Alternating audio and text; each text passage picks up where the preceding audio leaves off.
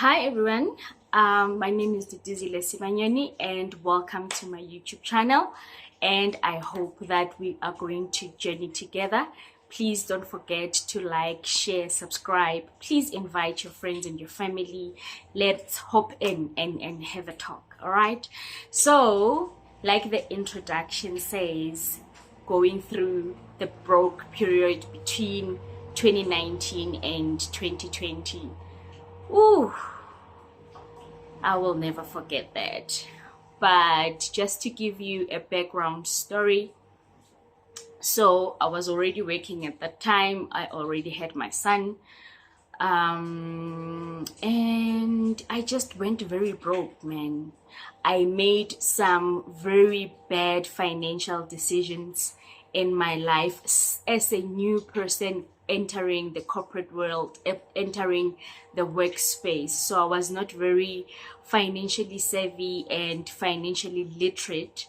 So that led me to make some really bad financial decisions, and that left me completely broke. So the story that I will share here, if you're sensitive, please grab a tissue. It's that deep. So I remember right after I came back from home with my young son, I think at that time he was like 3.5 months.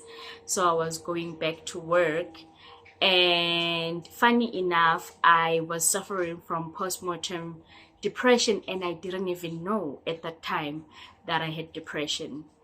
And I remember I used to cry myself to sleep every night without fail, and wake up in the morning, and it would be as if though I am on autopilot, because everything I did was calculated, so to say.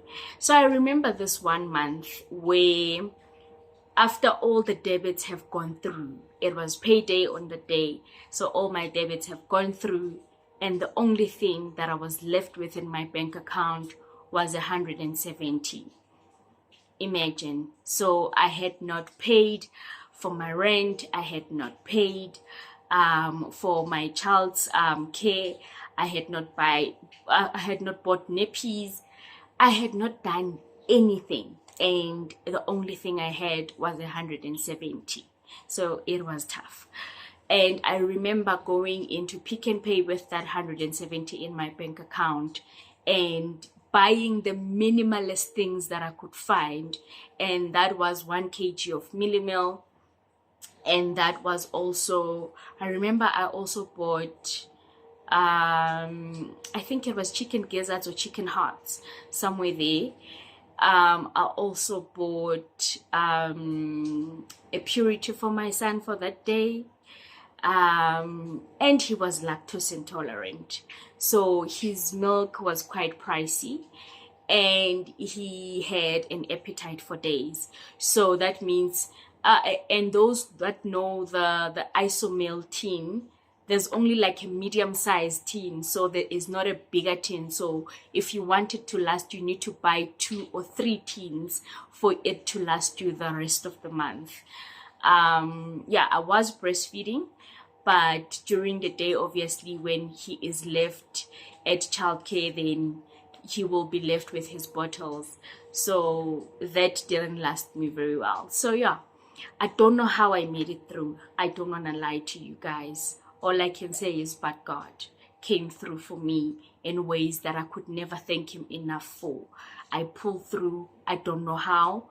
I still try and remember how I made it, but I did, and I don't know how. So yeah, I bought those minimalist things, and every time that I went to work, remember that you are at work for like 8-9 hours, so you would need to eat something for breakfast or for lunch. So I would skip breakfast because I didn't have any money to buy breakfast or to bring breakfast at work, so to say. So one thing that I would do is that I would cook pap, and obviously because I didn't have anything to go with the pap, it will be just the pap alone. And I would take it to work, and when I get to work, At my workplace, they provide us with tea things. So they would provide us with some milk, some tea bags, and some sugar. And then all you just need to do is bring your cup, and some boiling water will be provided for you. So because I knew that there will be fresh milk at work, so that's what I survived on the whole month. I remember even on weekends, I would take some of the leftover milk from work. Not even take, I would steal it because it was not given to me. It's practically stealing. So I would steal that pint of milk, that 1 liter of milk, to last me the whole weekend, just so that I have something to eat with my pap, because it was the only thing I had.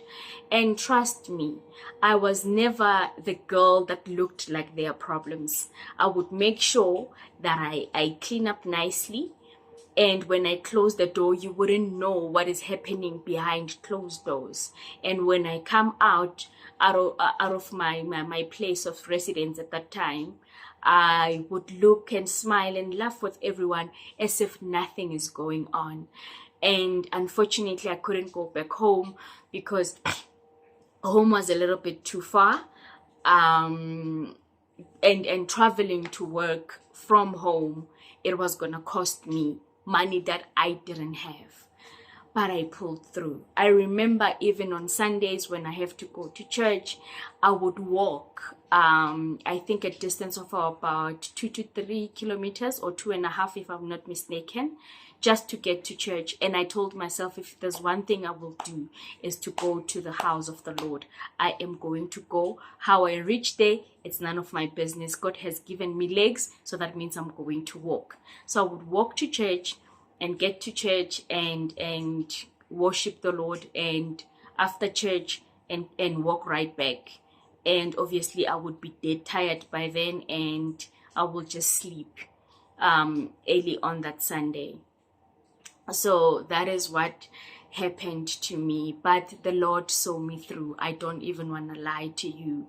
I remember even going to extents of borrowing money, and you know that if you keep borrowing money from one person to the next, then you accumulating even more debt than you are in at that time, you know.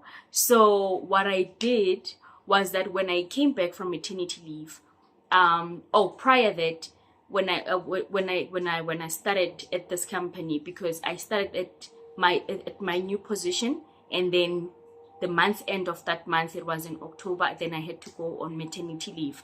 So there used to be this lady that used to sell snacks at work.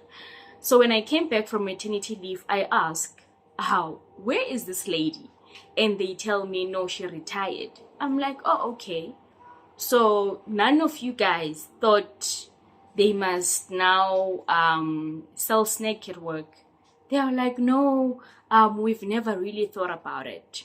Guys, I took 120 that I had, that I was going to use for my transport, because I couldn't even drive to work. I had to take taxis because it was cheaper to go with a taxi than to drive to work. So I took that 120, and with faith, I went to buy the snacks at a wholesaler.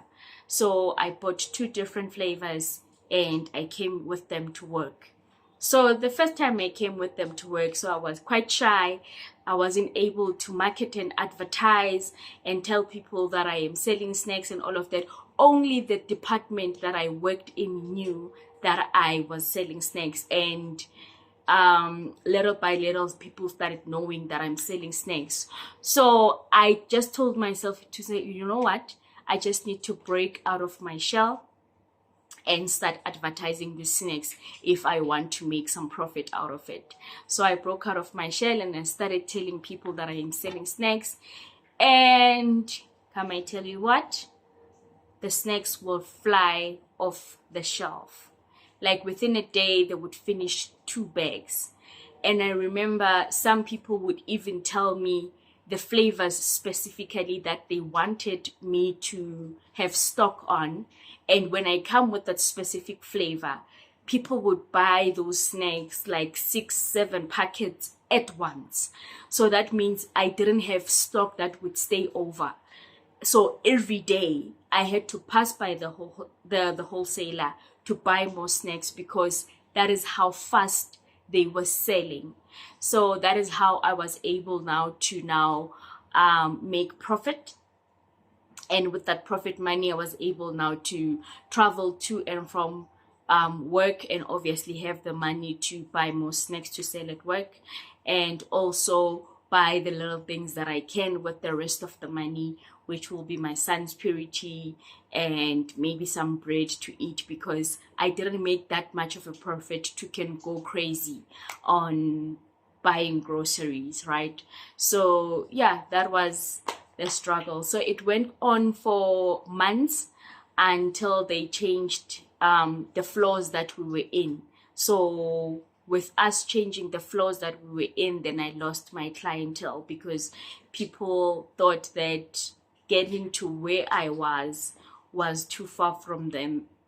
So they were not getting to me. Then business started going down. But at the time that business started going down, at least I had now saved up enough money to say to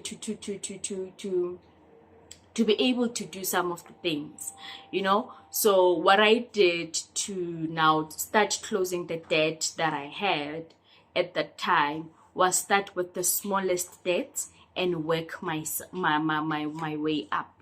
So all the clothing accounts had to go, all the small loans had to go, all of those things had to go. So from the smallest to the biggest, and be left with only the big things that matter, which was my car at that time. So that is how I was able to now pay off and be a little and stop spending unnecessarily. So I started saying to myself that if I don't need it, then I won't buy it.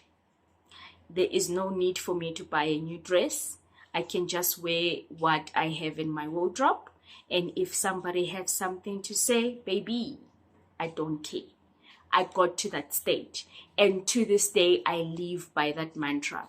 So if you see me wearing the same dress that I have been wearing from 2 years, 3 years ago, and you ask me, oh, you still have this? And I'm like, yeah, it's mine. And then, you know, so I feel as though that people need to boundaries, man. Learn, like, just, you don't know what people are going through. So don't say things that are unnecessary to people, because some of the things could be triggers to them. So don't say like things like, oh, I see you still have that dress from 7 years ago. Ungenaphi? Like, kaniti ungenaphi?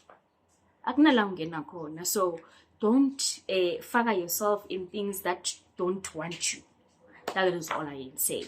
So yeah, I hope you enjoyed this video. If you would like to share your story, please do in the comment sections. I will read, I will reply, and let us just engage. Hope I will see you in the next video. Please don't forget to like, share, subscribe, tell your friends, tell your neighbors, tell whoever that has an ear to listen that there is a new girl on the block. See you on the next video. Bye.